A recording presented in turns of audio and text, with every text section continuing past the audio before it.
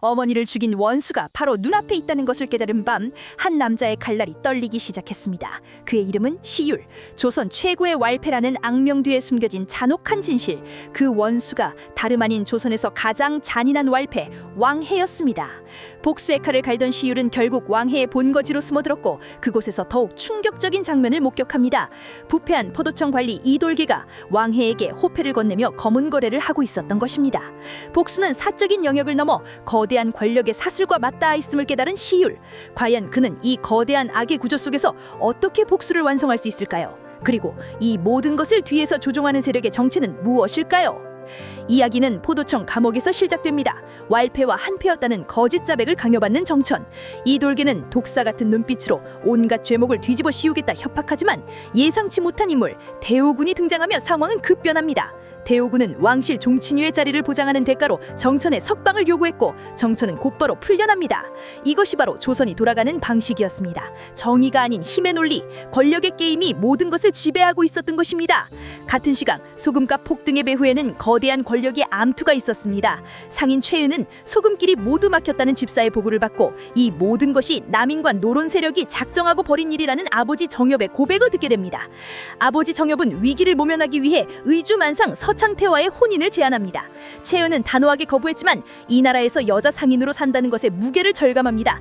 다행히 대오군의 개입으로 소금길은 일시적으로 열렸지만 최은의 마음속에는 대체 이 나라는 누가 움직이는 거지? 라는 근원적인 질문이 남습니다.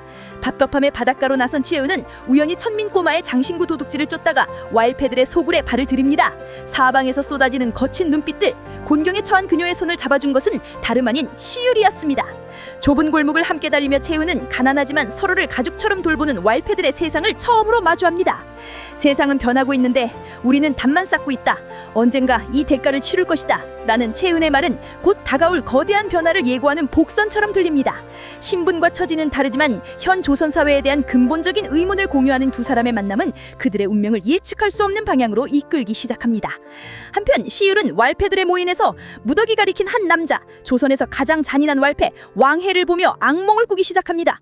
어머니의 손을 잡고 달리던 그날 밤 칼을 휘두르던 남자의 얼굴, 시율의 땀에 젖은 손을 떨리며 비로소 왕해가 어머니를 죽인 원수임을 깨닫습니다. 복수의 서사가 본격적으로 시작된 것입니다. 권력의 심정부에서는 또 다른 움직임이 포착됩니다. 대오군은 정엽을 불러 5년간 모은 온갖 지도들을 보여줍니다. 조선 전체를 담은 정확한 지도.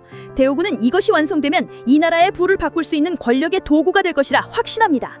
그는 지도 완성에 실력 있는 사람을 찾아주는 대가로 정엽의 아들 자리를 보장하겠다고 말합니다. 대오군은 원대한 꿈을 꾸고 있지만 어둠 속에서 그를 노리는 자들이 있다는 것을 알지 못합니다. 같은 시각 복수를 위해 왕해의 본거지에 숨어든 시율은 충격적인 장면을 목격합니다.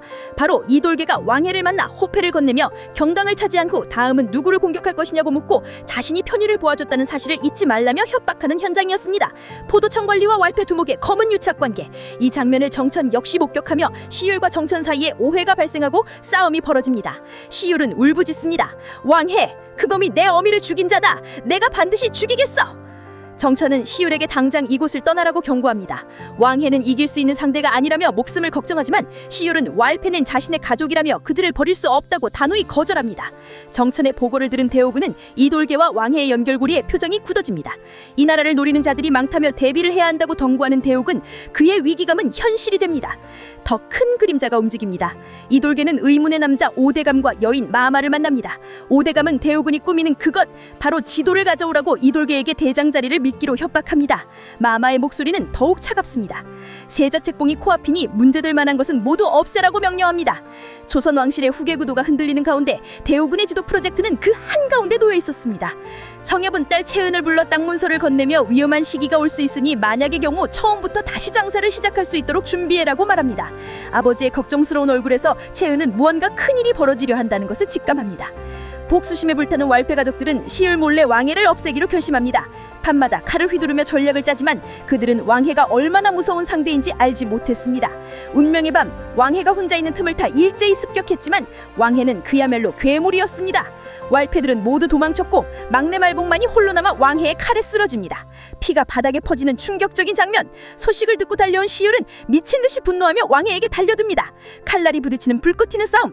하지만 시율도 왕해의 강함에 밀리고 있었고 왕해의 칼이 시율을 향해 내려치는 순간 정천이 나타나 싸움을 막고 왕해를 관하로 포박해 끌고 갑니다.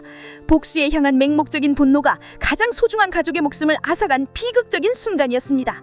말복의 장례식, 흙을 던지는 왈패 가족들 사이에서 시율은 눈물을 흘립니다. 복수, 그 달콤한 유혹이 가족의 목숨을 앗아갔다. 말복의 죽음은 시율을 묻습니다. 복수는 정말 정답인가?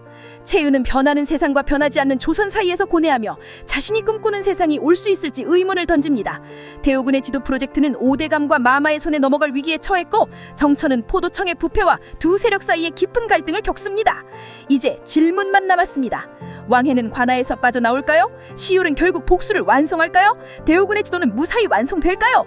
그리고 마마는 과연 누구이며 그녀가 원하는 세자책봉의 진실은 무엇일까요? 신분을 넘어선 채은과 시율, 이 두 사람의 운명은 어디로 향할까요? 탕류는 이제 막 깊은 물속으로 들어가고 있습니다.